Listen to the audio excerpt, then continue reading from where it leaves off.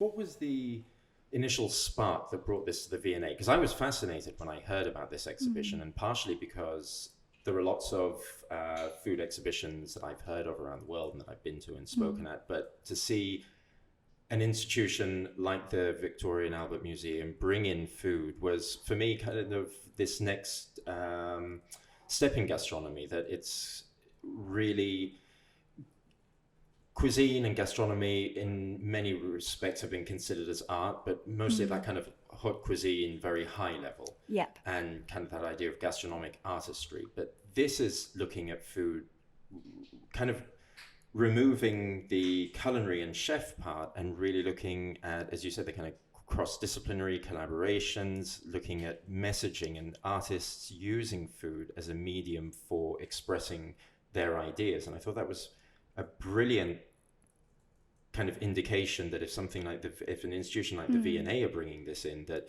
it's really kind of gaining traction in a way, this idea of food as art. Definitely.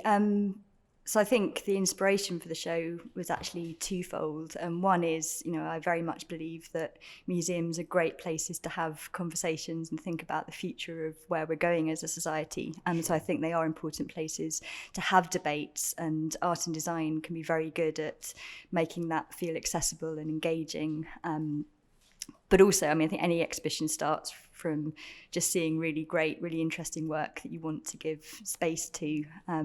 And as a design curator, I was just starting to see so much interesting work happening around food that was very kind of critical, that was moving from food as a commodity to thinking about it as a system. So it was really, wanting to kind of give space to that work, and also seeing things that were very collaborative. And I think that one of the great things about food is that it's messy. It doesn't neatly stay in a discipline. As soon as you're talking about food, you're talking about science and psychology and culture. And so for people who want to be kind of ambitious and expansive in their practice, food is a really great subject. And also I think for people, as a way to kind of speak to your audience, it's so intimate.